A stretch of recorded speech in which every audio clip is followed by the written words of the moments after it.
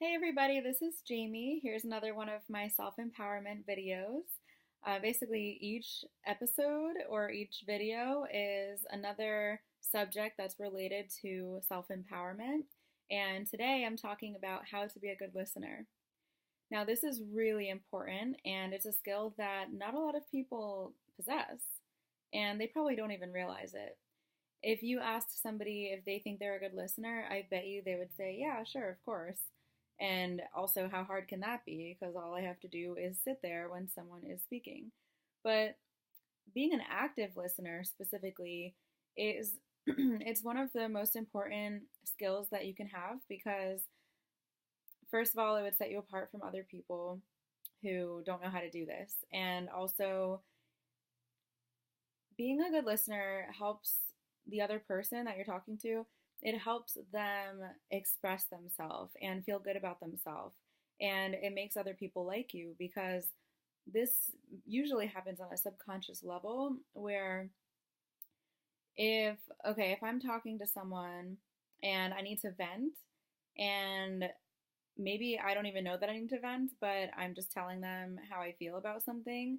And if they're not really listening and they're just trying to tell me about their day, then I don't feel any better because I haven't actually gotten anything off my chest. Or I'm trying to get something off my chest, and the other person who's supposed to be listening is just, I don't know, pushing their agenda. So, being an active listener is basically repeating back what you hear from the other person to confirm that you hear them correctly and that you're understanding them correctly, but without giving your opinion. Being an active listener is not giving unsolicited advice. And that's something that I used to struggle with. I would accidentally give people advice no matter what. Like, it's pretty bad. It got me in some trouble. So, if someone's telling me that, oh, this used to happen all the time. I had a lot of female friends that would tell me that she's not happy with her boyfriend and she feels like he doesn't treat her right and she misses being single and just every reason in the book to break up with the guy. And it's so obvious to me. I would always tell her, I mean, this used to happen mostly in college. So I used to tell her that she should break up with him. Like, it's really simple. And if you're not happy with someone, why would you stay with them and blah, blah, blah. Well, this has definitely happened multiple times to me. And basically, every single time, the girl just did not break up with him. And there was one time where the girl did, except it was like maybe 1 year later.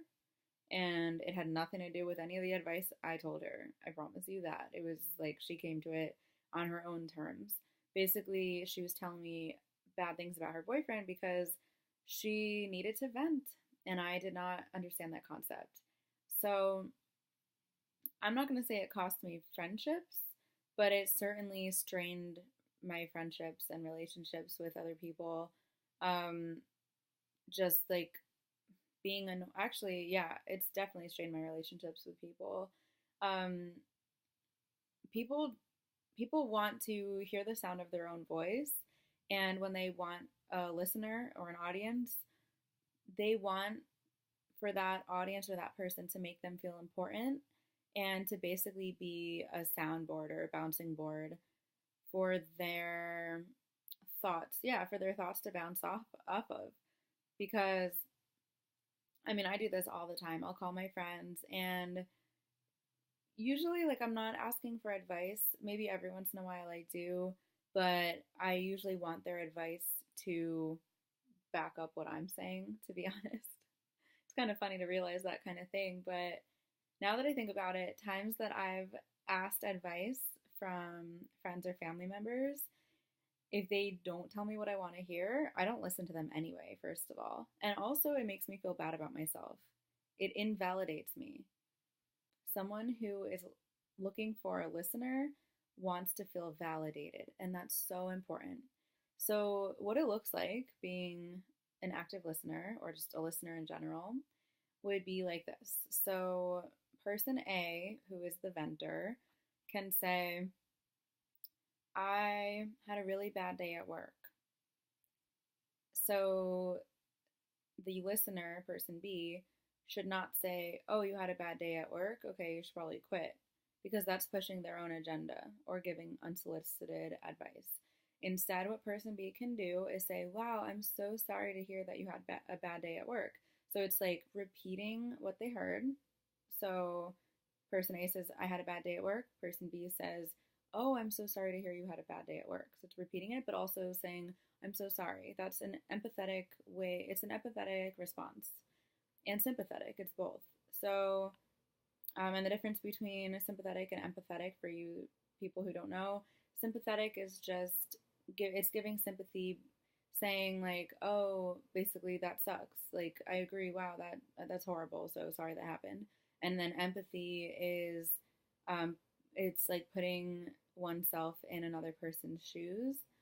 So if someone says, "I had a bad day at work," I could say, "Wow, I can relate. I've definitely had bad days before." So going back to what I was saying earlier, and actually a better response, if person A says, "I had a bad day," then it would be really, really kind if person B empathizes and says, "Wow, I've definitely been there, and I'm so sorry that you're going through that." And empathy really can help person A feel heard, listened to, validated. It's really a nice thing to do. So, okay, so now person A feels heard and is now willing to open up more because there was no negativity, first of all, and there was no criticism, and there was no unsolicited advice. Those are things that will make person A close up and feel resentful and cold and invalidated. It's really a big deal. So instead, if person A feels safe and comfortable, then he or she will most likely open up and start spilling the beans. So he or she can say, "Yeah, it was really bad. This person did this to me, and I didn't have time to eat lunch, and it's just so unfair that my bosses treat me this way." And person B basically should do active listening by, again, repeating back what person A is saying. Yeah, it's basically, I feel like I've just given you this formula without even realizing it, but these same things will work over and over again. Um, so no matter what the person says, you can basically repeat it back and say, "Wow, that sucks. Like I totally hear you. Like yeah, that's an awful thing to go through." Um, and don't give advice. And then if the person asks for advice, then you could even be a little bit hesitant, like, "Well, I don't really know if you want to hear my point of view. Like, I'm not sure if it's going to be what you want to hear." And then they might say, like, "No, no, please, I need to hear like a different perspective." And in that case, you could try to give your opinion, but just try to be polite because just remember that person A is in a very vulnerable position. So you don't want to make things worse by making them feel bad about themselves. So after however much time, sometimes these heart to heart conversations can take half an hour or an hour. So be patient, understand that this person really needs someone to talk to. And also, okay, don't make it about yourself. Like if person A says, "I had a really bad day at work," don't say, "Oh my god, me too. This happened and Betty did this and blah blah blah blah." Then the person's just like, "I don't care. I need to vent. Why are you telling me all of this stuff? That's great that you can relate, but let me get a word in, please." So even though you can relate, maybe let them know you can relate, but don't necessarily elaborate about why you can relate. Maybe save that for later. Unless they ask, they might say like, "Oh, can you tell me about a time that this has happened to you?" So eventually, after time has passed, with you're having this conversation, mostly just listening to them. And also, by the way, give eye contact as much as possible. Don't be on your phone while you're quote unquote listening, or like watching TV or checking emails while you're quote unquote listening. This person will feel unimportant and small, and it'll make him or her feel even worse. So give your undivided attention, give eye contact, use body language by pointing your body towards the person. So like don't have your back turned to them and just be like, I'm listening. No. Undivided attention. This person really needs someone to unload onto. So yeah, basically we all need a confidant, and if you can be that person for someone, that would be really nice. Um, and let's see. Um,